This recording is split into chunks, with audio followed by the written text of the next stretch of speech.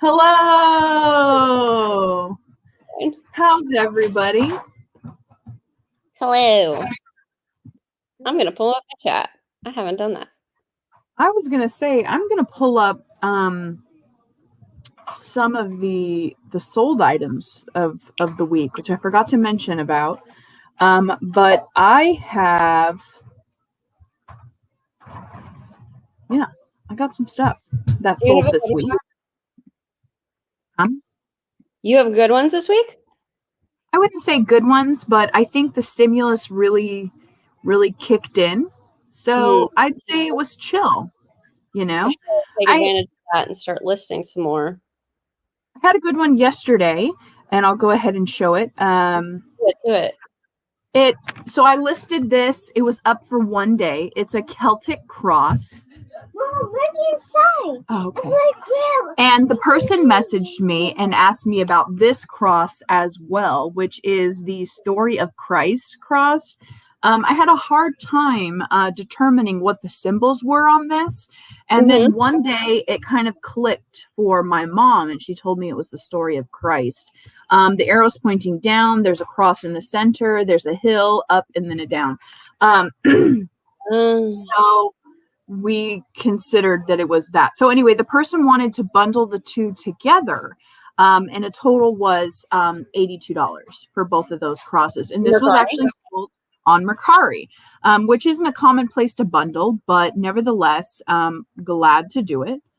And that was a really fast ship. And another one that sold for me this week that I was really excited about, that sold almost instantly the next day, was something from my $15 thrift challenge. I had listed it high because I hadn't seen any comparable comps.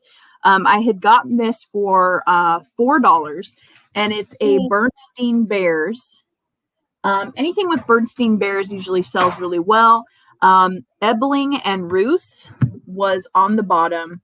Anyway, it sold for $40 plus shipping. That's awesome. So that was fantastic. Hello, Mo. Hello, Jersey Gypsy Corner Store. Hello. Hi, everyone. So we normally start our show off where we show like some comps that are, some listings that sold for us over the week.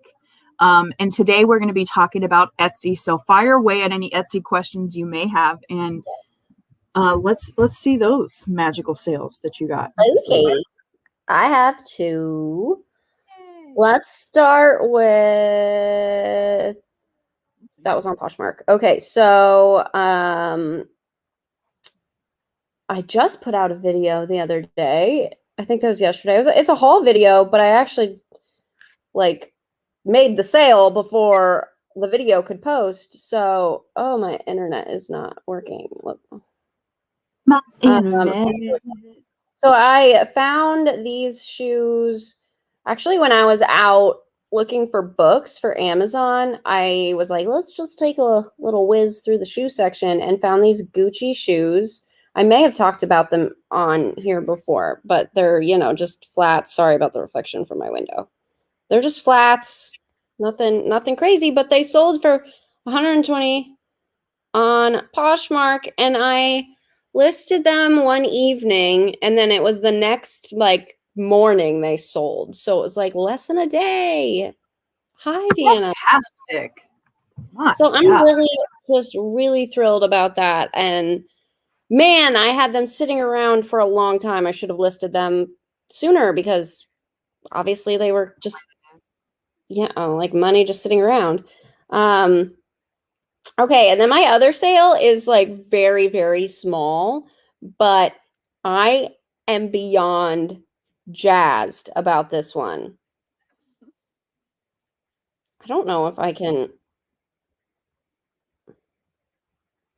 I can't even make it bigger because I don't even know how to use this app yet. Anyway, I'm starting to sell on Amazon, and I had my first Amazon sale the other day. It's a book called The Thursday Murder Club. Oh, I forgot about those. Yes. So I love Rightfully so. You deserve it. So I sold a book. It just sold for $16.89. I bought it for I think like 66 cents at a thrift store. This is with Amazon FBA, so I sent it to the warehouse. So $16.89, they take a decent chunk of fees and whatnot. So I think I only What would you profited. say- I was going to say, what would you say were the percentages of their take? Okay, so I can actually pull it up really quick and see it. I mean, it varies per item and things, but okay, this. So Amazon FBA, for those who may not know, is fulfilled by Amazon. So that means you send in your items and you have Amazon actually sell it for you and then send it off for you, basically do all the legwork. Hey, Tessa. Hello, welcome. Love your glasses. I'm still figuring out the Amazon, like platform, like their app and stuff. But in Thrifter Scorecard, I added it all, and I think I profited like $6-7 or something like that. Like they take a decent chunk of things. But hey, it was my first sale. Yeah. And then the next day I sold a book for $70. So Okay, what book was it? it was, did I tell you the story of the Spanish textbooks? No, you did not. Okay, so this was when I was like brand new starting to like look into Amazon. I was like, I need some textbooks because they're worth more money. And I went on my Nextdoor app and there was this professor who was like really, really old retired professor that taught Spanish somewhere in the area at the college level and had like all of these textbooks. And so I had to like go to his house and pick them up. He was selling them for 50 cents each. And he didn't understand why I wanted so many. I couldn't like scan them to see how profitable they were in front of him because I just like felt bad about it. So I was just like making up these stories about how I was learning Spanish with all my friends and family.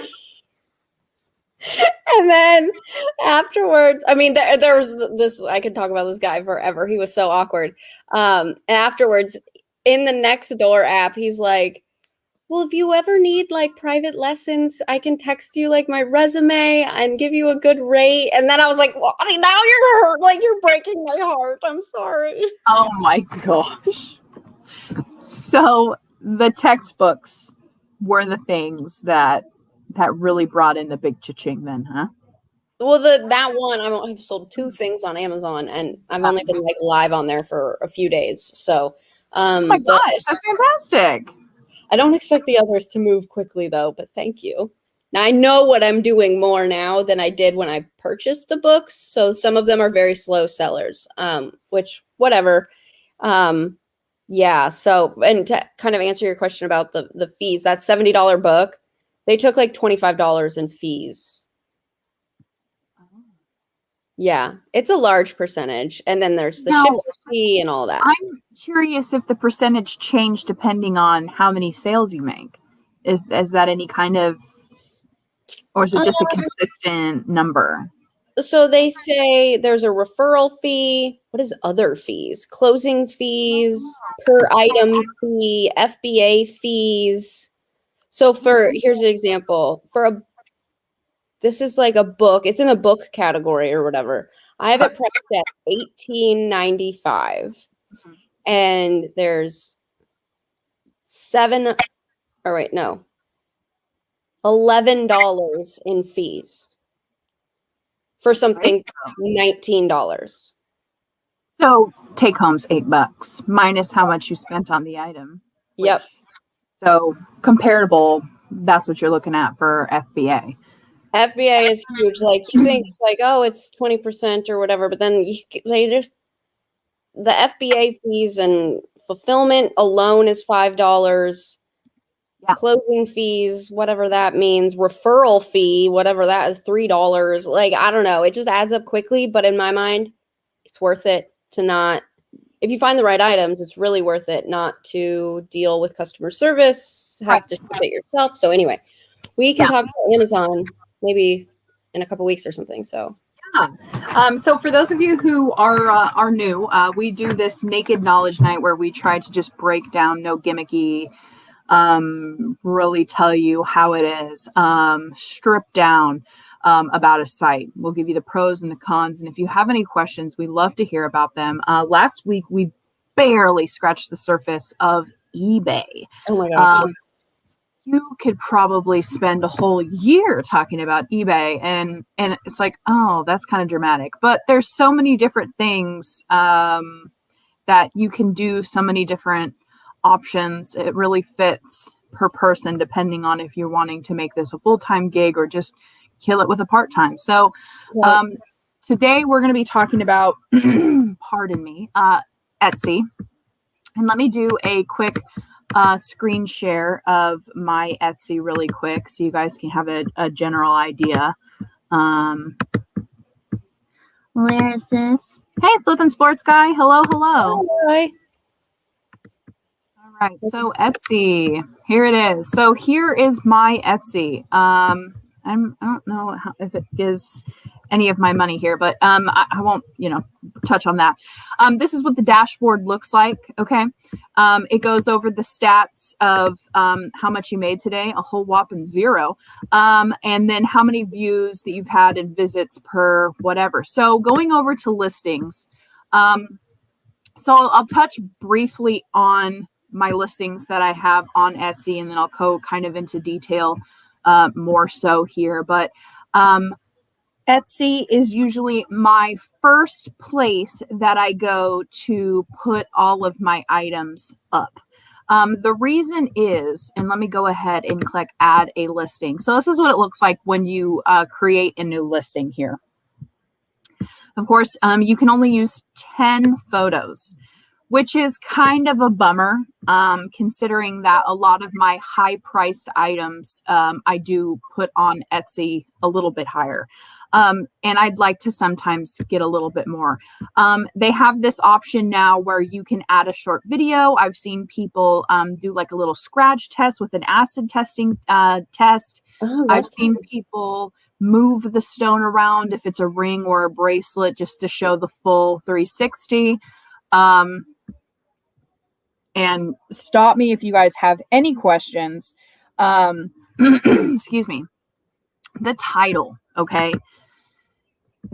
So my computer already kind of has this like saved a little bit, and I can kind of go off of it. But Etsy's one of those things where they love long titles. So like, for example, if you're looking for something, they want, you to put Mother's Day gift. They want you to go just completely all out. Repeat yourself a few times.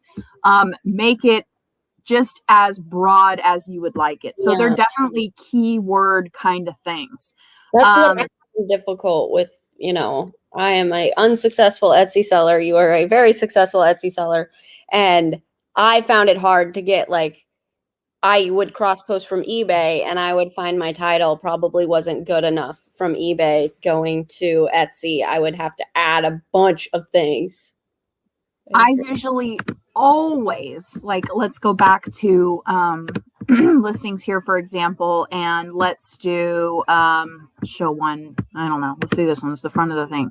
So here we go. Vintage red jasper and mother of pearl beaded necklace. It's a little extreme. Normally I would put the length of it, but I have it pictured right here. Natural stone beaded necklace, red natural stone. I mean, break that puppy down. Yeah, you said natural stone necklace, 3 different ways.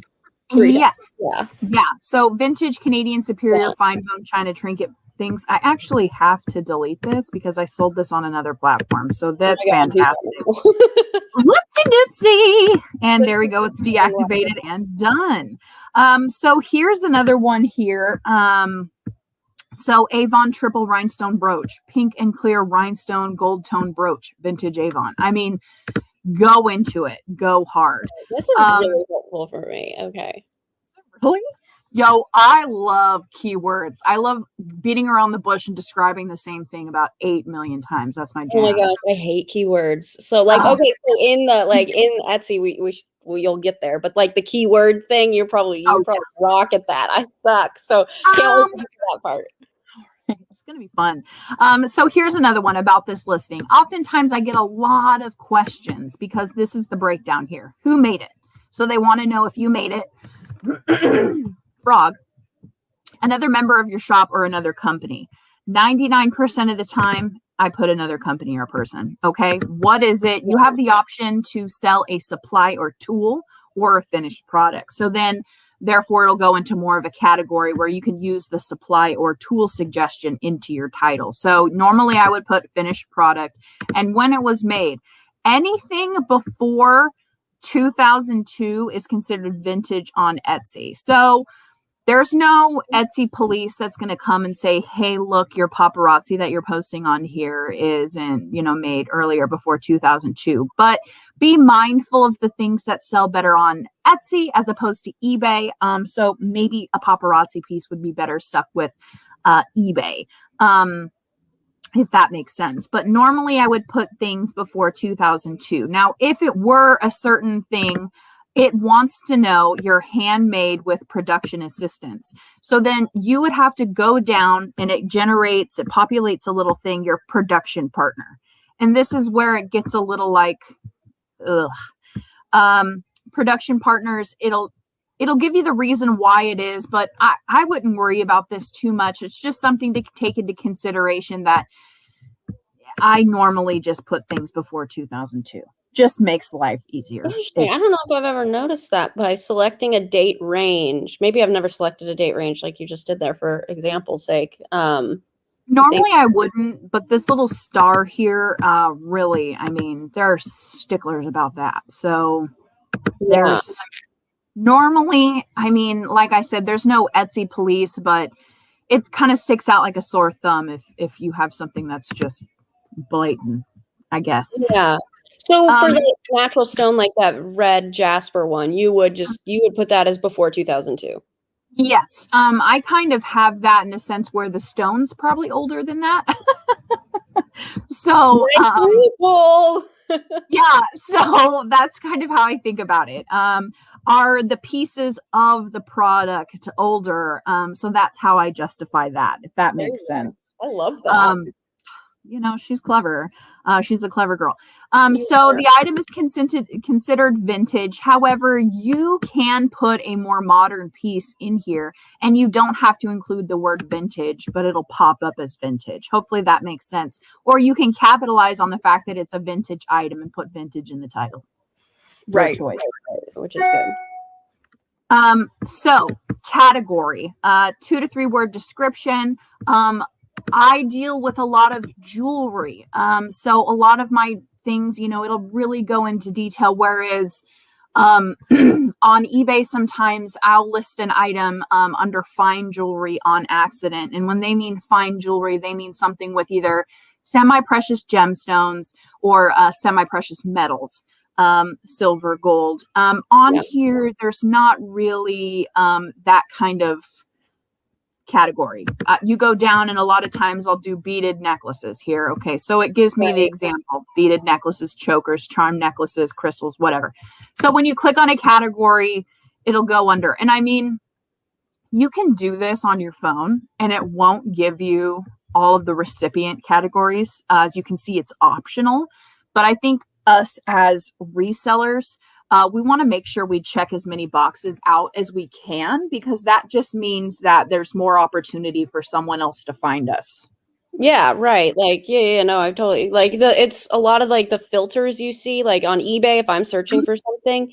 Like the other day I was helping my dad find some pants, some Levi's on eBay, and it was like a specific size, obviously. And this applies for eBay, Etsy, whatever.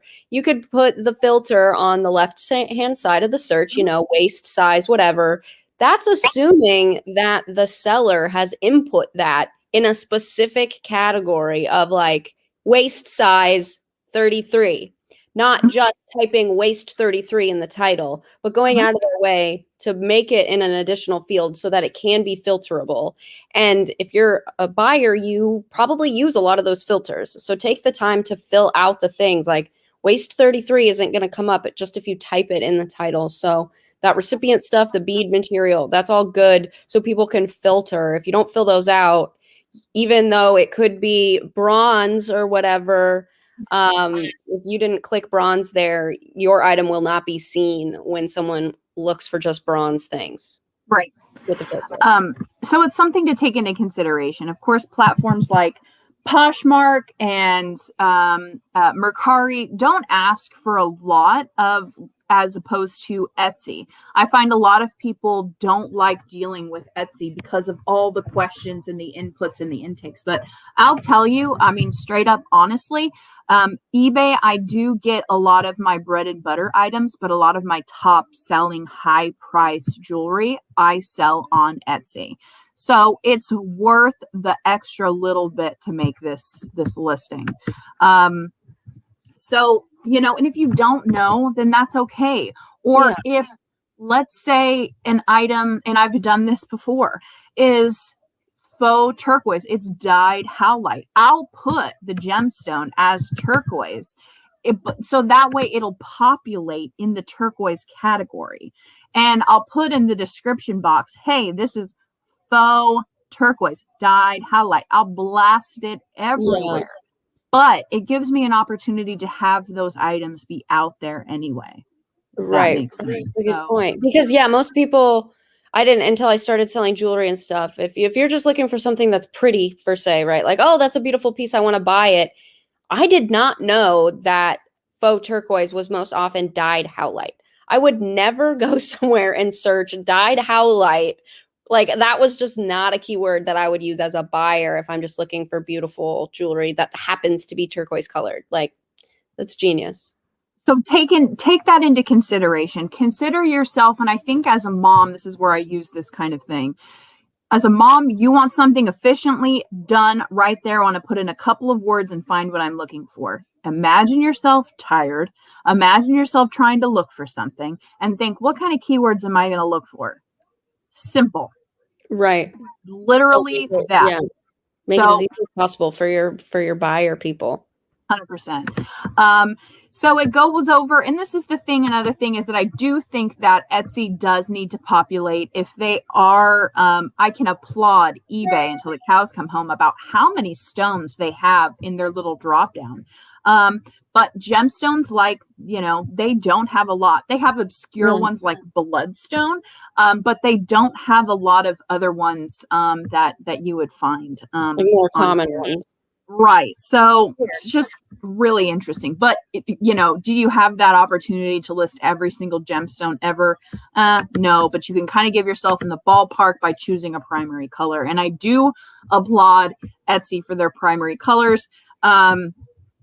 Beige, bronze, copper option. That is awesome because something can be copper tone, but it doesn't have to be copper. And guys, if I'm going too fast or if I'm talking about stuff that does not interest you at all, please let me know. We'd love to answer any questions that you have. I could just probably fill up forever about. No, I love this though. I'm learning a lot today too, since I don't do much on Etsy. Of course, necklace length, width, number of strands. I mean, it goes into all of this. You can get crazy. Right. If someone's literally looking for a filter that has a bead type of a chip, that's what you want to put on there. Okay. Your closures, people are looking for some who has a lanyard closure. You never know what people are looking for. And let's say you're doing something that can be personalized. Etsy loves personalized things. If you have a stamping thing, if you have, anything that has to do with making it something custom for something else, Etsy loves that in their algorithm. Etsy is for an artisan or vintage items. People who make their own things, Etsy will help push them in the algorithm. Yeah, sure. So it's a big thing. And then why a spinner? I was like, what is that? Yeah, so like a ring. It made me think of like a spinner ring, but it comes up on like you're listing a necklace right now. Why is this a spinner? I wish I had more opportunity to press yes, but unfortunately I don't, and I'm upset about it. Of course, this is another one too that I find would be fantastic. The occasion. Now, me as a person who has almost, I have in and around 500 listings on my Etsy. I don't have the opportunity to go in and click, holiday time. Hello, changing it from Kwanzaa to, Valentine's Day. I don't have that ability to go into every single one. So I oftentimes will put it in the title. That's easier for me to correct than to go into each and every one of these and fix them. Okay. That's true. So let's go down to this one, which is your next thing that populates no matter what you're selling. And I do want to mention that this right here, you can put in, instead of beaded necklaces, you can put in, like, let's say a brooch. Okay. Your brooches aren't going to populate as many questions as it would. So it's telling me it's going to change the category. So it's not going to populate as, now I'm a liar, but it's not going to populate as many in there. It just depends on what you're listing, how many questions they'll ask. Correct. So renewal options, each renewal lasts for 4 months or until the listing sells out, and it's 20 cents. So sort of like after you run out of free listings on eBay, it charges 20 cents each and every time you hit that publish button. Except you can 4 months, right? Like you just said, 4 months instead of 1 month for eBay. Right. Exactly. So you can change it to automatic, which I recommend you do if you're going to consider doing this. Manual, it's so much more of a pain in the butt to have to go in and adjust afterwards. When you get all of these, you realize, oh, I haven't seen that item in a while, and you realize it's in the expired pile. So something to take into consideration. Also, too, if something is a tangible item or a digital item. So the type, the difference. And of course, I'm sure if like you were doing like a birthday cards, or if you were doing, whatever, what's the first place you go to customize something like shirts or a digital download, or like even a crochet pattern, you can do that. Yeah, for sure. Description. And then you can show your preview as to how it's searched on Google. So here's another one, of course, to put in as much details, be repetitive. One thing that I do like about Etsy is that if you go in and you put the specifics into your description box, and like you publish it and then you go back, it'll give a little sidebar on the side and it'll say, hey, I noticed you put in these specifics. Would you like them up here? And they'll generate that for you. I have noticed. That's cool. Yeah, so that's really nice. Another section, obviously optional. Same as eBay in a sense, where you have your generated sections that you yourself have made. Sterling silver earrings, vintage earrings, that'll obviously populate on the left-hand side of your screen underneath your picture. So if someone is looking for something so specific in your shop, that's where they can look. Tags, okay? These are optional. I'll admit there's a few times where I've just blown past this and haven't worried about it. But they also give you suggestions for great for tags, but this is something to break down. If you have an item that is dyed howlite, put in turquoise in here. Southwestern. If it's a minimalist, if it's, take into consideration the keywords that they're using in the style, Art Nouveau, avant-garde, boho, and the themes here. Use those to your advantage when you're putting the tags in. Shape, color, title, function. Basic as possible. If someone's looking for a necklace to match their dress, red necklace. Costume, jewelry. Jewelry. Have you ever goofed and accidentally just typed in necklace? Well, think about that. What's the first thing that's going to populate? If you put necklace in here, that'll come up. So, just something to consider. Materials. I don't add 13 in here, especially if something is sterling silver. There's only so many ways you can put in sterling silver. But really, I put sterling silver. I'll put silver as a tag. I'll put sterling as a tag, and I'll put 925 as a tag. So that makes sense to me. Yeah. Price. Now, another thing that Etsy will push is their free shipping.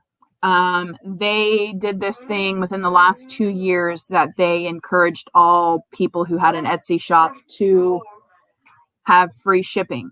So there's ways around that. That doesn't mean it causes you to lose money. It means you check the comparable comps and then you add a few dollars for the shipping. In my case, my shipping usually is never more than about $5. So they also do this here. Hey, don't cheat yourself. Remember to factor in, cost, materials, and all that, especially if something is artisan. So let's say I'm selling something on eBay, and that's why I like to start here. I've already factored in my shipping. So when I cross post to eBay, I know that if someone is interested and I send an offer to them and I squash it down $5, I know I'm already making my profit from that item. Right. So you already put your most expensive price in already from Etsy. Oh my gosh, I have something in my eye. I've sold a couple really, really good items on Etsy, but then nothing. Very little going on there. You know what? That happens to me quite often, but I find as well that just like eBay, Etsy loves the daily listings. Whether you're going in and renewing whatever, they like the daily posts. So maybe consider that. It doesn't have to be 5 at a time. It could just be one. I struggle with that too because I don't cross post enough over there. And I found like not just the daily listings, but I think they even tell you want to have at least 10 items for you to even really appear in any sort of search really well. The algorithm won't even favor you if you don't have at least 10 is pretty much what they say when you make your store. And I'm like, I'm just so bad at getting items over there. It is time consuming, but I find it to be the most rewarding. Is it one of those set it and forget it scenarios? Absolutely wootly. But for me, I like that. I don't want to go back in and have to share my friggity fragging closet. Yeah. So you're right. Just take the time to do it up front. And then, if you consistently add your items there and take the time to fill out all the details, like you said, it's rewarding. So now, just like eBay, there's backdoors things around to that 20 cents thing. It's the add the variation. And I found this to be most helpful if you're more if you know a little bit more about how to list on Etsy. So you can add your variation, and I'm going to go back over to my listings, and I'm going to show I have Laurel Birch earrings. This happens to be one of the most viewed listings that I have on my Etsy because of this right here. You're luring people in with the promise of all of these. And it's like you can pick which one you want. Correct. So now going all the way back to the bottom, and as you can see here, I put in all of my listings here. Thank you so much. This info is so great. The beginning, so a bit left. No worries.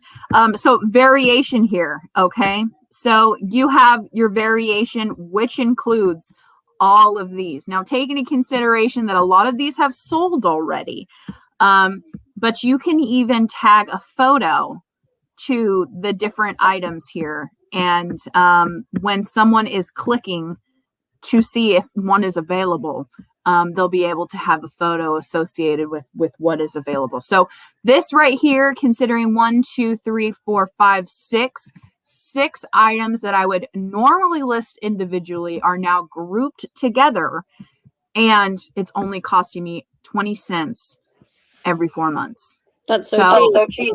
Wow. Something to consider. Now, and as you saw, a lot have sold out. So what I do is I put updated, which it has been. And so if someone's following this, because you can go in and favorite an item on Etsy, and it'll give you updates per that item, like, oh, this item's on sale, or this person changed it, or whatever. I go back in and I update what's available. I'll delete the pictures that are not available, keeping the main photo, which is, the gaggery, of people bringing in. Plus, I think it's a great photo. And toot, toot. And then I add the ones that are available. Okay, so it's an ever going. They have that idea. So I started with this as a trial, and like I mentioned, this happens to be one of the most popular listings that I have. Awesome. But it's worth that as well. And I've also done that on eBay. I found that you can do the same exact thing. You can go in, it's a little bit. However, I've never cross post with this option before. I wouldn't even dare. God bless you. I actually have cross posted with variations before. Just from, because you can do similar on eBay with the variations. And I went from eBay to Mercari and to Poshmark, and Mercari has no variation option, so it just pretends like nothing happened. But Poshmark actually will, because there's a kind of similar, not as advanced variation option on Poshmark, and Poshmark actually did a decent job of understanding that it was a kind of multi-quantity, different types, sizes, whatever, and you can go in and Cool. it. So it does, a lot of the work already. So you might try it. Ooh, I think I might. That's exciting. I haven't gone from like Etsy being variations to eBay and how eBay would react, but I would think that they might fill it out okay if Poshmark fills it out okay. I'm gonna have to try it out. Thank you for that. I was so afraid. I don't know what I was like. I'm gonna lose all of my work, even though it's already on one. What am I gonna lose? Anyways, that's amazing to me. I'm like flabbergasted at that. Personalization now. You can really get crazy. Like, let's say, for example, one time I did have make your own single strand earrings of the different stones. You can go in and personalize it. And I mean, the details are, the limit does not exist. I mean, you can really go nuts. So it's really how much you want to go crazy. Just stay as basic as possible with this. And of course, you can choose which ones are visible, which ones are not. But let's talk about shipping, which I think is another really important thing. Like I mentioned, my shop offers free shipping guarantee. This means orders $35 or up will ship free. All orders will ship based on your shipping settings. So what I mean by Etsy likes free shipping, that means orders $35 or up. However, I have mine free shipping no matter if you order something that's $1 or $100. So I domestic take into consideration I don't have anything $1 on my Etsy, but if that were the case, but that boosts me up on the algorithm. I have found. So of course you can populate your shipping options and you can enter your own custom shipping options. And another thing that Etsy does is you can kind of backdoor, and I don't know if you can even really call it backdoor, but you can charge handling and the buyer will not know that you're charging handling, if that makes sense. Like that's being called handling, but they'll obviously see like extra fees or whatever. Right. So you can get around that way, but I just think that that's kind of cheeky and I don't do it. That's weird. Just say it's handling or whatever, like prep or something. Free domestic. And that's the thing that's different from all of my other platforms is on Etsy. I only ship in the United States. I do not ship elsewhere. I do on my eBay. So I think because we talked about last week, eBay handles all of those other fees. So I have that rest assurance there, whereas I haven't really gone into too much detail about the difference there. However, I do get people sometimes that will ask me, hey, will you ship this here? How much will it be? So it's not that I don't have people that are not strictly in the United States ask me if I'm willing to ship something for them. They would just be required to pay the additional cost. And I don't know how Etsy, they don't have like a program like eBay does for international shipping, right? I don't believe they do. Yeah. If they do, I don't have that information. And I guess. So can you use Okay, so you do free shipping, which is cool. That makes sense. Do you get a Etsy label or do you use a pirate ship like service to print your own shipping labels, or do you have the choice kind of like Mercari? You have the choice.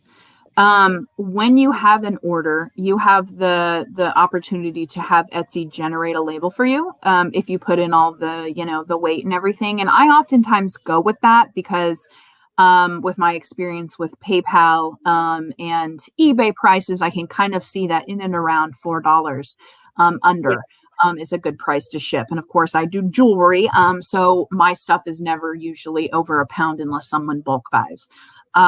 So there has been a time where it's like a plate or something, and I'm like, oh heck no, I am not going to ship this for like umpteens amount of dollars. So I go over to Pirate Ship. Okay. So you can so- choose that after the sale. Absolutely, woolly. Yep. Neat. So there's a question: if Etsy favors handcrafted, is it still worth cross-posting hard goods? Absolutely.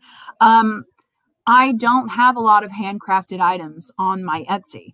Of course, they're going to push for that, just like I think eBay tends to, and correct me if I'm wrong, push, what is that one where they not repurpose, but they fix electronics? Refurbished. There we go. If you go on and you see, like, I get a lot of like, hey, you got any refurbished items? Why don't you put it on there? Like, I even have like credit towards my to refurbished items. So I think eBay does that, but Yeah. why don't you go wash your hands? Thank you. Okay, back at it. So yes, the shipping, and I'll go under listing and I'll try to see if I can without disclosing too much information, but you do have the ability to do your processing time, which I think is a nice one, especially since a lot of times people have handmade items on here. You get to choose how much time it takes for you to process for them to get a shipping label, if that makes any sense. And that part looks very similar to eBay's shipping policies, where it's like you create, that standard, and then you just click the button. Is it whatever presets basically you've set up before? So you don't have to fill out all of this stuff every time. You just click jewelry, handmade jewelry, whatever. Yeah. And so here it is. And I mean, we're at the end now. That was it. It may seem like a lot, but muscle memory and you're tabbing and you're clicking, it goes by pretty fast. Of course, it wants your item weight. I have jewelry. This is my population for my bubble mailers, my standard bubble mailers that I ship everything in. And it gives you an idea of how much your shipping label is going to cost if you ship through Etsy. Now, this number is something great to, take into consideration when you do have free shipping. Go in and tack in $3.35 onto the end of your, sale. That way you're at least making that money. And it's cool. Yeah. You can like pick to see, if like, I don't know. I was curious on mine. Like, I'm on the East Coast, so I'm trying to pick someone super far from me. So I just pick anything in California and see how much it would be, which is cool. Oh, just kidding. Oh my God. I thought I made an Etsy sale right now. I literally have one item on Etsy and it's like $900. And I just got an email that said Etsy order notification, and I about pooped my pants, but I forgot I heard. I ordered something on Etsy. So oh my God, I about shat for you. I was like, oh my God. No. That is the legit flabbergastion that I had when I made humongous sales on Etsy. And so now let me go ahead and go in and adjust my boob and my shop here. How do I show you my shop? Hold on, I'll figure it out. Like, okay, boomer, let's do this. All right, here we go. There's my profile. Okay, there we go. Now here it is. That's how I do. Oh, in the backhand way of it. Okay, so here it is, Miss America. It shows you how many sales you have, your stars, toot toot. And then, of course, you can do your featured items. So some high priced items. And right now, for March, I have a sale going on. So you may see it's a 15% off sale. These were the sections we were referring to. We have an all, so I have 2 less away from 500. I got to fix that. And it shows basically you can contact me, my sales, my admirers. That's always very kind. And so you can see here, Etsy loves when you display things in a way like, you know, this, for example, it's in a friggin' plant. Okay. They love the aesthetic. They love the whole look of things. And also people are more opt to look at your stuff if it's if there's a flow. So I you feel can it's like see the opposite of eBay, because eBay is very big on pure white backgrounds. And so I always struggle. So I was going to ask about the pictures too. Like, I take my pictures and I edit them with a pure white background, and then I take them in square mode because Poshmark requires square. And then every time I cross post to Etsy, it's like it warns me that my pictures aren't like the right dimensions and things. And then the cover photo thumbnail thing never looks good. It's like it's cropped out of the, if you're scrolling, you can't see the full item. It crops funny. And so I struggle a little bit with the Etsy pictures, getting them to look nice because it's a different aspect ratio than the other platforms, I've noticed. So you've got to consider that the people that are shopping on Etsy are those people. They want to see, you know, it displayed.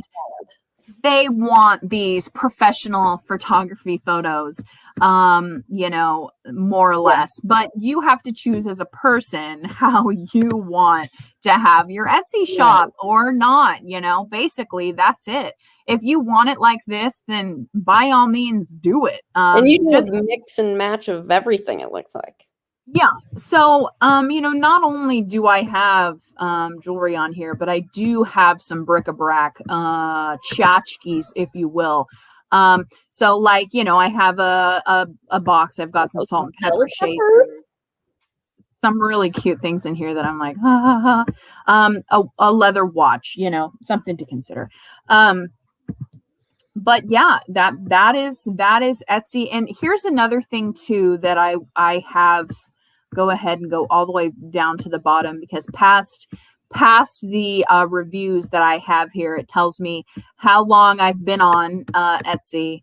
My shop gives me you know, some information, and then here is this. Okay, so I do not, and it allows me, and they hold you to it, which is fantastic, unlike eBay where they just twist your arm and that's it.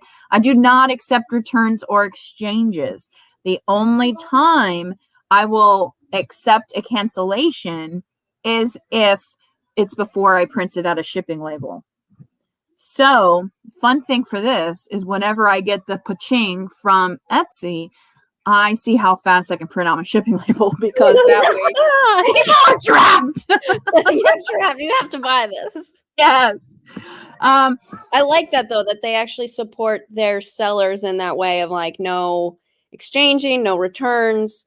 Would you offer a refund or something if it came broken? I guess that's a different scenario though. It's not like a return on eBay or something where. So I've more times than not had issues with people on, I'm gonna just go ahead and stop screen sharing on that one. With people on I was just like really enjoying the presentation. Oh my god. That's how I would be. Hello, Lorinda. Hello. Hi. So, what were we talking about? Cancellations, returns, things. Oh, right. I had someone message me, and I got to tell you, in the short amount of time that I have been on Etsy, there has been some nice people on there. On eBay, they are snippety AF. But granted, I try to pride myself on getting stuff out as quickly as possible. So I've just had people who are a little bit shorter to me on on eBay than Etsy. But I had someone try one time to tell me that one of their necklaces, the pictures didn't show how green it was in color, and they wanted a refund. And I'm like, You're not responsible for how it looks. Like if it was like purple and it came in and it was like green, that's one thing. But like, yeah. So I had someone try, but so is there, if they want to do that, do they have to like go through Etsy or do they just contact you directly? So when you file a claim, it does say, just like eBay, hey, have you talked to the person? Do you meet eye to eye? I'm like, no.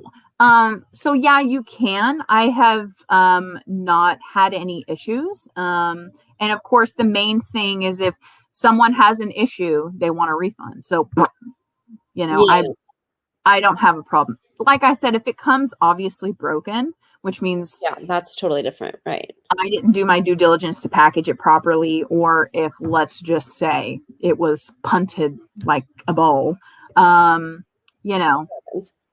always encourage people to put in a claim on through USPS. I normally do ship through USPS, and right now it's just the pits right now with USPS. But they're really slow right now. But so they seem to be improving in March. February was still rough, but I think March is getting better. So, is there any questions? That was incredibly informative and helpful for me as not an Etsy seller to learn more. I love answering questions. Can you have feedback removed from Etsy for any reason? Okay, great question. No, you can't, but you have the ability to go in and comment below. So your reputation stands. If you have 99% of your people saying fast shipping, Supremo customer service, and then you have one person come in and say, I never received my item, this person's a douchebag. You can go in and be like, hello, sir or ma'am. Yardy. Nice to hear from you. Your feedback was very kind to hear. Love. I am being professional. Not. Yeah. So, a lot of times, and I have noticed, and I'll give this example. When I first started selling on eBay, I had one negative feedback and I had attempted to make it work with the person, but they were just like, nope, here's a negative feedback. It has messed up my 100%. I have 98.9. I am like crawling desperately back. You're just like shunned for such a long time in eBay's world. They're like, oh, you're unworthy. You're dead. But I have had, I think, 2 negative replies, or like maybe less than 2 stars on my Etsy, and Etsy has not moved from my 5-star. So there you go. Little toot. It may give me a 4.8, but since then, I have been able to, more positive. Yeah. So there's that. But a lot of people, and I love the juice. As a person who sells, you go right to the negative and then you try to find out, what happened? I love it. When people write a terrible comment, I'm like, I want to see their response. I'm excited. I'm here. I'm going to watch these comments forever now. Yeah, there's some really good ones. So definitely recommend. Jersey Gypsy had a good question about cross-posting. What do you use to cross-post your listing? Fantastic. Let's go ahead and bring up perfectly. List Perfectly. We both use List Perfectly, and we both are on the most basic of the plans. So this is what like $40 a month. Yes, 100%. I just got actually an invoice saying that I paid it. I got mine the other day too. I was like, oh, great. Thanks. List Perfectly. It's an extension off of Chrome. I use Google Chrome. And yeah, here it is on here. So when I go under, I'm going all the way back up now to my chop. my cheesy chop, and I'm going to go under listings. You'll see these little guys right here, Little arrows, which will allow you to post to Mercari, Poshmark, Etsy, eBay, Grailed, whatever that is, Tradesy, and I don't know. And then Facebook and Depop and Kidizen. So, and of course, more. So normally I go over, these are my 3 that I cross post to, and depending, I'll go to Facebook, but I'm going to be honest, I've been really negligent. I'm slacking on Facebook, but I try. I am sagging. Ooh, promo code. You do have a promo code, don't you? I do. It's Moonstone Mamas. It is, it'll take 30% off your first month. Now, let me give you a little gist about this, about List Perfectly. And Bolo Buddies is actually where I got first introduced to List Perfectly. But let me explain. There's a few different categories on List Perfectly. Kelly and I share where you have the most basic, and that's about $30 a month. $29.99 a month. For the longest time, I had the business one, which was $50 a month. Now, let me explain that sounds like a big number, and it is. But the perks that comes with that $50, you can take, and especially if you have a promo code and your first month, I would suggest doing that, and then your second month flipping back over, because it allows you to bulk cross post. So, especially if you want to get up and going, right? If you are currently not cross posting, get the bulk cross post at a discounted rate. And then as long as you're maintaining it, it's kind of like anything. As long as you maintain it, you don't really need the bulk cross post anymore. And the bulk just means that you can do like 30 listings and it'll open all the tabs for you to fill out the information instead of having to go in and click those arrows for each one of those 30 individual listings. So I don't see a need for it now that I just cross post right after I create a listing. So, oopsie, you can see here. Would you put new listings on first to cross post from? Lorendo, whichever one you like to do best. Exactly. At the end of the day, it doesn't really matter. Couldn't have said it better myself. Exactly.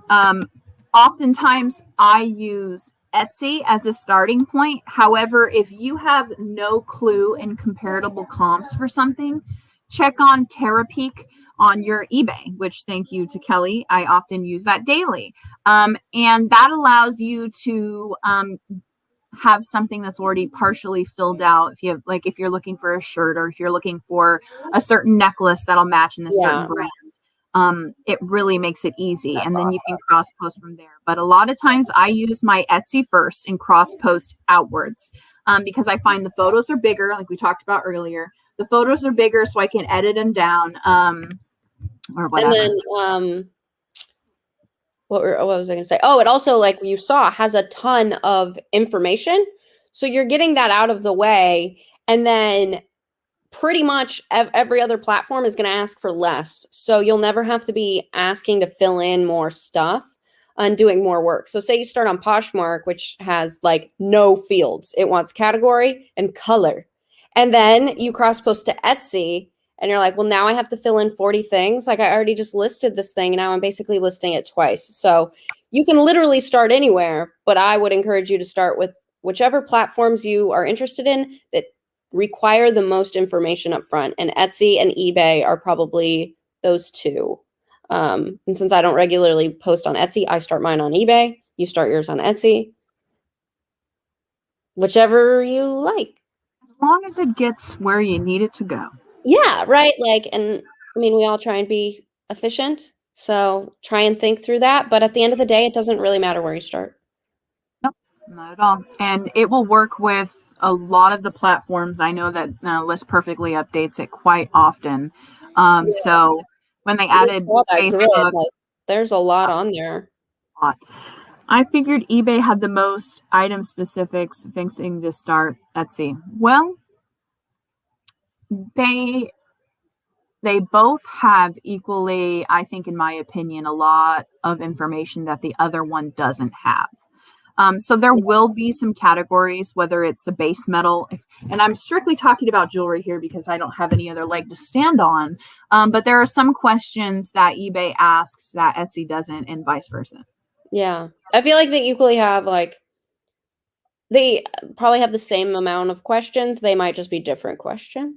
I sell everything. I don't. It's kind of like, I guess, the direction I'm heading now of selling anything and everything at this point. And But I think that's great if you dabble in a little bit of everything, and especially if if you have the space for it and the knowledge for it. Heck yeah, do it up. do it up. I'm struggling with, I cross post. I'm on eBay and I cross post everything to Mercari and Poshmark. And actually, this exactly what I was going to say kind of goes to Alicia's question about certain items you won't post to other platforms. Is I'm under this routine of just everything on eBay is on those other two. So I really never have to like double check. I just know they're all going to match for the most part. Unless, of course, to answer her question, you can't sell that item on that platform. So Etsy, like we said, is restricted to handmade and vintage. And then Poshmark, you can't sell anything and everything either. They're growing, but you can't sell certain things. Perfume being one of them, which you can sell perfume. Like they have that like body category now and like beauty, whatever, but you can't sell perfume because all of their shipping is priority, which is air, and you cannot ship perfume in the air. But anyway, yeah. So I like to keep everything, across the board on all my platforms. And I struggle with Etsy because not everything I sell can go over to Etsy. And I don't want to forget to delist something or just I like having all my platforms match. And if I add Etsy in, they wouldn't because not everything can go to Etsy. And I just have to be okay with that. I mean, pretty much exactly spot on. There are some things like we talked about earlier. And it's dance time, so there's that little bit over there. So like a paparazzi necklace isn't something that I would cross post over to Etsy. Just something along the lines of how it fits and the best place to sell your items and to get that profit. The audience that's, different on Etsy. They're not going there to look for Claire's. That's right. Unless it's vintage Claire's, in which case there are some people who are looking for that. Very Y2K, which is coming back. So.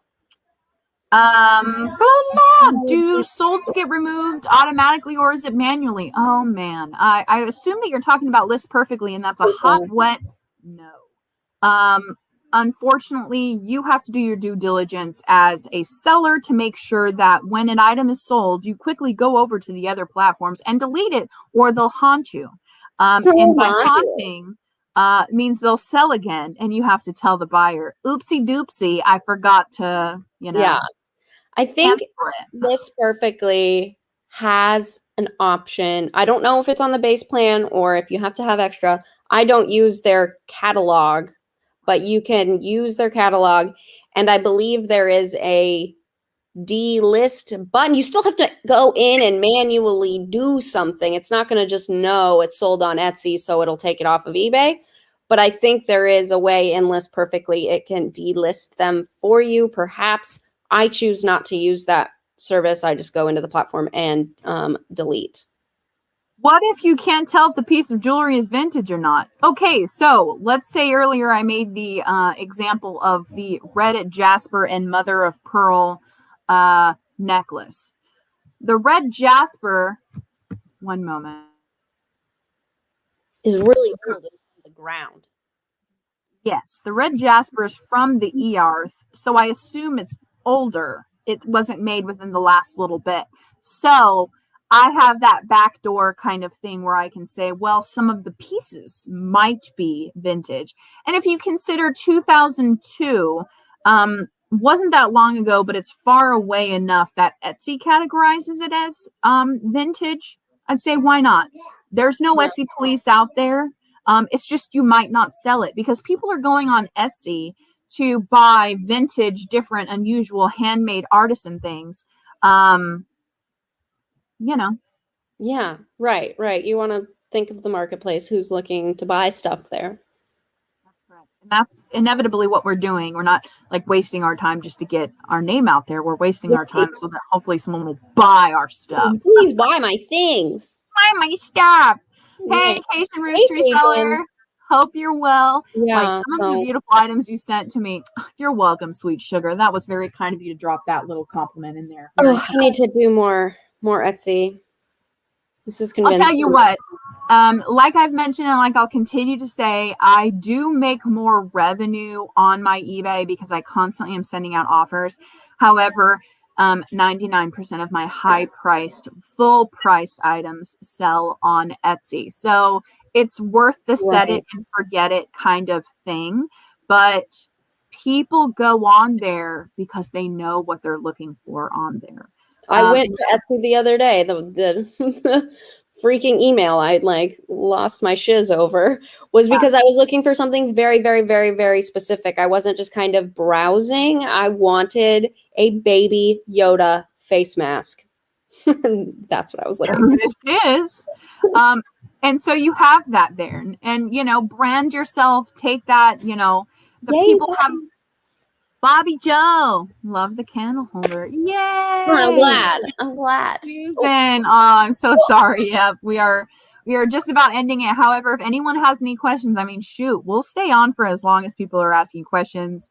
We do a great episode though. So Susan, definitely go back and watch if you're interested in Etsy. Devan was just dropping knowledge bombs. I felt like the whole time I was just soaking it up. Like I felt like I had nothing to contribute, and I'm so sorry that you talked to me, but like I'm just not an Etsy person yet. I wouldn't say the other knowledge that I guess I would try to drop is price high on Etsy. What's the worst thing that can happen? And I have had people message me and say, can I bundle it? Would you be willing to take this much? So if someone wants something, they'll message you for it. And you can go in and reserve an item for somebody or offer it up to them, similar to Macari or Poshmark or whatever the case. Right. I mean, if, like I said, if someone wants it bad enough, they're going to ask you and talk to you about it. The biggest difference is they can't make an offer, which we didn't really touch on, but it's kind of just an assumption of people shopping on Etsy. You know, you're not sending offers like you could on Poshmark or eBay. So the price you see is, you know, generally people are like, okay, that's the price. And then, you know, they can reach out if, like you were saying, if they really, really want it, but whatever. I think in that case, it's more likely you'll make a sale if what they're asking is reasonable, of course, but they're dedicated enough to at least reach out to you. Like, I'm not doing that to anyone on Amazon, you know. Thanks for the info. I love resellers to keep it real. We keep it naked. We keep it the stripped down truth. The most real is our goal. Yes. Thank you. That is like one of the best compliments I think we've got for this, because that is like really what we were going for here is just like, so I'm gonna cry after this. Yeah, this is so honest. I know. I mean, really, because I'm not trying to blow smoke up anyone's tushy wishy. I'm just literally keeping it real. I started somehow by watching and listening, and if I can help anybody and continue to help, then I've done something good today. So I have a few jewelry books. Are there any you recommend, or do you use any books? Oh, no. I use the interwebs most of the time. However, I do have quite a few of the stone books, the natural stone books. I love me some natural stone books. But as far as jewelry goes, no. However, depending on what item you're looking to sell, costume, precious metals, I'm sure there's a book out there for you. Yeah. Well, there's books on everything, as I'm now in the book business. Primetime Treasure Hunter brought in a dude last night that was like with the books, mind blowing with the books. It was such a fascinating. I didn't even know. So when I was starting to get into Amazon like 2 weeks ago, and I was trying to learn like what do I need, where do I go source, I was watching a YouTube video and an ad popped up for a free book webinar. And I was like, starts in 3 minutes. And I was like, sure, it's free, whatever. Okay, you're gonna get my email. That's fine.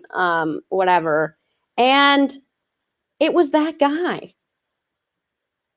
Dang. And I was like, wait, that guy looks familiar. And then I was like watching his other YouTube videos. It was just a small world moment. Anyway, at the end. Shoot. Yeah. He's very knowledgeable about books and Amazon if you are interested in starting either of those things. There's definitely an air about someone who is educated about books, I think. It's like you're real smart. Best way to learn vintage jewelry. I guess I would concentrate on one thing at a time. I know that sounds very cliche, but if you're interested in the brands, go in and look at the different brands. And what I mean by that, what?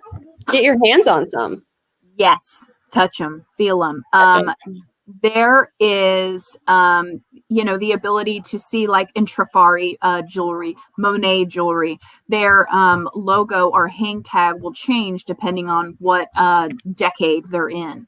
So take one thing at a time, differentiate between resin and glass, really see, test your metals, really look into it that way. It's the only thing is just to get your hands dirty.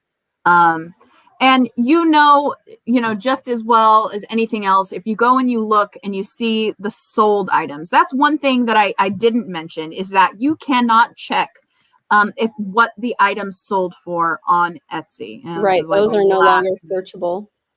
How do you learn natural stones? Bobby Joe, minerals.net.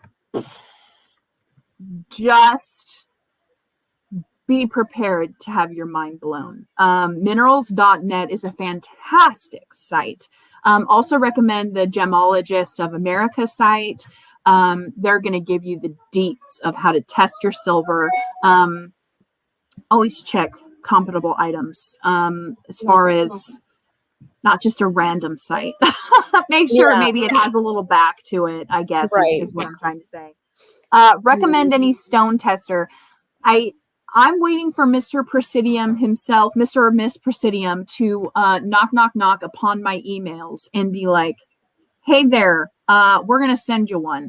I haven't bought a Presidium. Expensive. 'Tis is. However, I've come this far in my very small time of learning stones that I feel like I don't think I need one. I've seen like videos of them and stuff, and I'm like, it's not as specific as I kind of wanted it to be. You don't touch it, the little pen, and it tells you everything you need to know. Like, it's going to give you a range of things, and you're still going to be figuring stuff out. And like, yes, it was a few hundred. Yes. And Andrew, I didn't buy anything. I saw his comment up there about the webinar. What I saw was free. However, he was mentioning, gosh, what was his website that he was talking about where you send in textbooks, CDs, and DVDs, and he will list them for you and take 50% and pay you outright. That's the kind of stuff that if you're smart during a hot, wet panty like we're in right now, that's something to get in on. Yeah. That's like only gonna be better. It's interesting. It's like a consignment business for Amazon's gated book category, like very niche, very specific, but that's the kind of stuff that can do really well if you have like a very specific market you're going after. And he's done great. It's awesome. I mean, he seems by the way he talks that he's got it going on, which I think that's half the battle.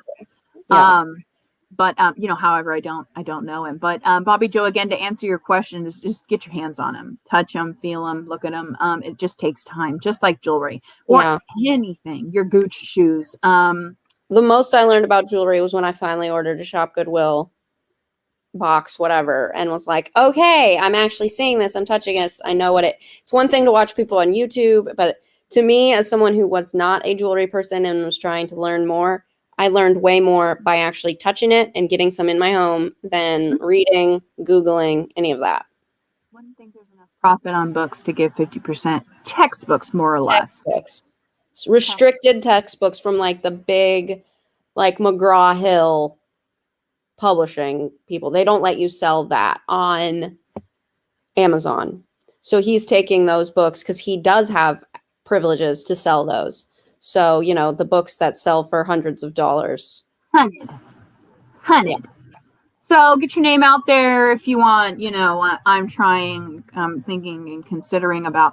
I don't even know how I would go about talking to Mr. or Miss Presidium and see about them sending me. Well, excuse me, I do this, and please give me hello. I know we were talking about the real world and how it, kind of compares to YouTube. And I'm like, hey, can I have a business loan? Because I have like 2,000 followers on YouTube. Like it doesn't. That's not. There's just still a lot more that goes into this. That's hilarious. Oh my god. Casey, you got it. No problem. That's my cousin. Oh, hey, cousin. Hi, Casey. Hi. What's up, cuz? I'm so glad you could come and watch, not me, Devan talk about Etsy, because I know nothing, but she knows lots. So I hope it was helpful, and good luck with everything. If you ever have questions about Etsy, seriously, and this goes for anyone, you can always reach out to us. Whatever, yeah. I have touched a couple 100 pounds, just wanted more accurate values, especially when you can find that you have sold, you can't find sold comps. Now, I guess an addendum to that, I don't know if that's the correct terminology, but there is a place where you can actually put in what was sold. In Etsy? No, I saved it because, now give me a moment, because I screenshotted it. I have to go through photos of stuff. So when you're posting something on Etsy, you look up the eBay comps for if you have no idea, right? Just because you can't look up Etsy comps. Let me do this and see if I can show you without giving away anyone's name. I'm sure I don't know these people, but however, okay. Oops, there's the name. I've heard of Flipper Tools. Yeah.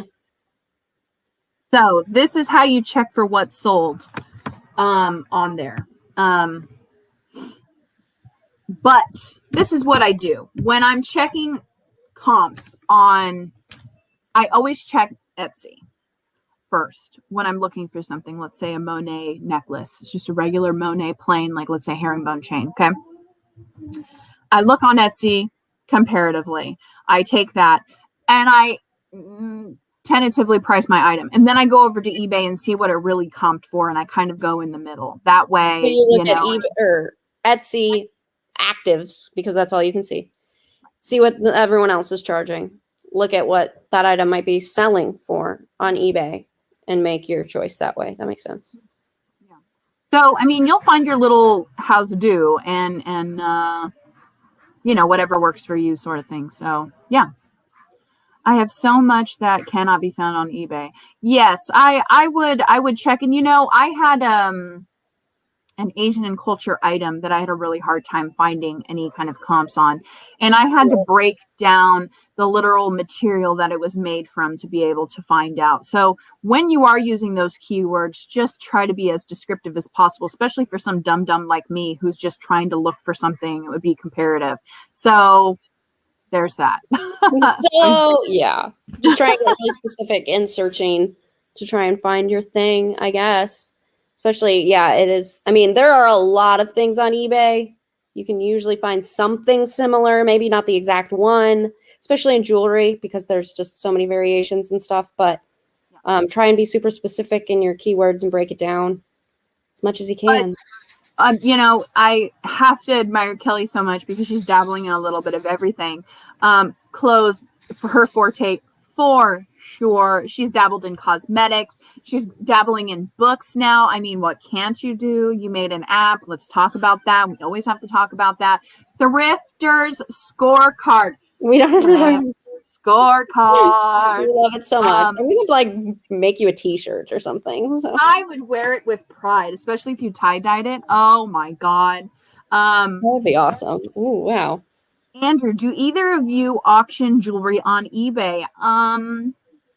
That's a hot, wet no. I don't think I've done jewelry on auction. However, I am going to be in a challenge soon where everything that not everything, but specific items that I post are going to be 99 cents starting with free shipping. And true to form, that's going to include some jewelry items. Yeah, watch for those videos. Jewelry is the only thing I have not started listing because of feeling like I will let an $80 vintage piece go for 20. Sit on it. Price high. Yeah, don't accept those low ball offers.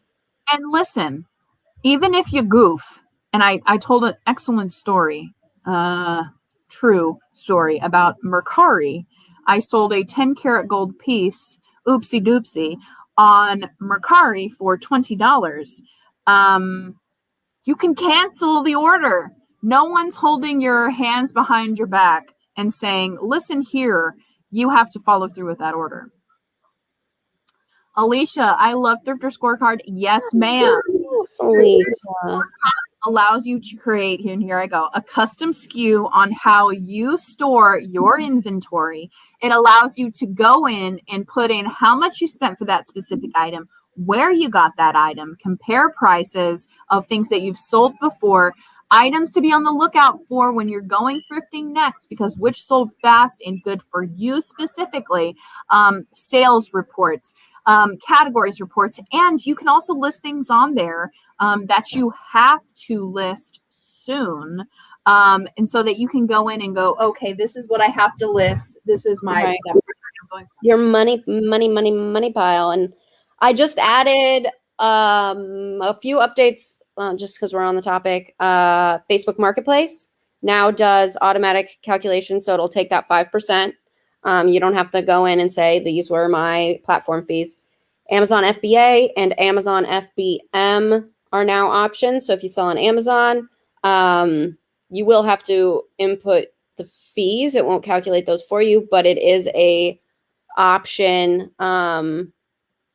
It just saves you steps and clicking and typing by me adding those in for you guys in case you sell on those platforms. I always find it helpful for me building something to have sold something on that platform so I know what I expect and what the kind of not invoices, but like what it looks like, breakdown of fees and stuff. So those are now available in the app for sellers on those platforms. So yeah.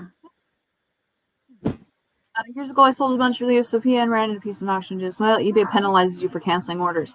That is definitely something that we're probably going to be talking about next week, which is a good segue to kind of wrap it. So last week we talked about Etsy. Last week we talked about eBay. Hello. This week we talked about Etsy. Hi. Next week we're going to do a versus head to head. Okay. Which do you like better? And, pros and cons of each. Mundo. Keeping it real, keeping it classy. So, stay tuned for that next week. We always talk about our favorite solds of the week.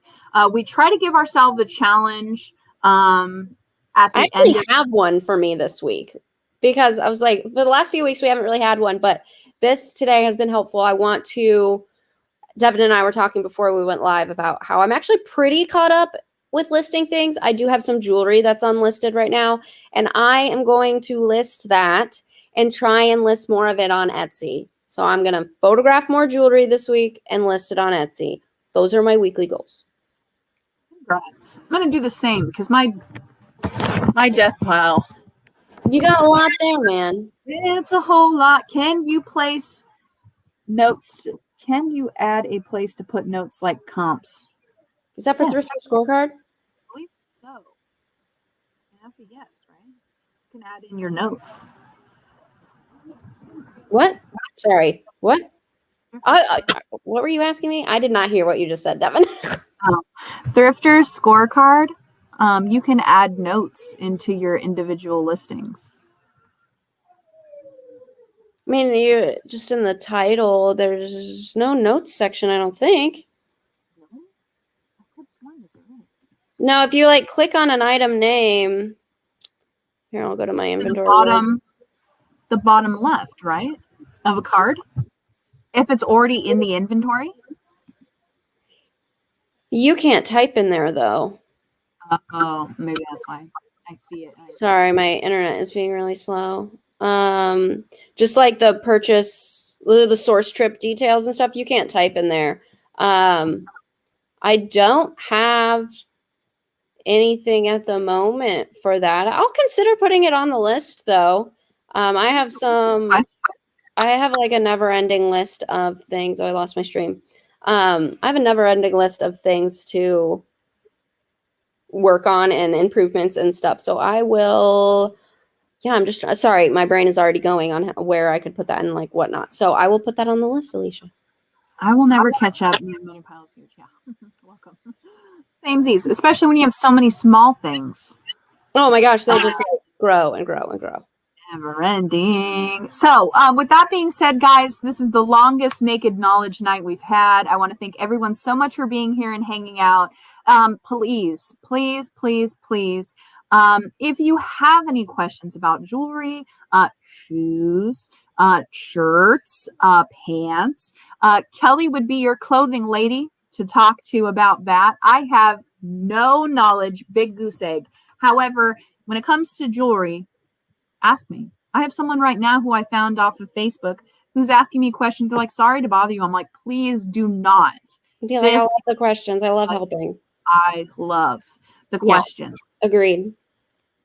100%. So catch us next week, same time. We're going to be talking about Etsy versus eBay, pros and cons. We love to hear from you. And I put Kelly's link in the description box down below. So if you want to hop on over there and get educated on all that, yeah, that would be awesome. Thanks, guys. This was great. I hope you all learned so much. I know I did. All right, guys. We'll catch you on the next one. All right, bye.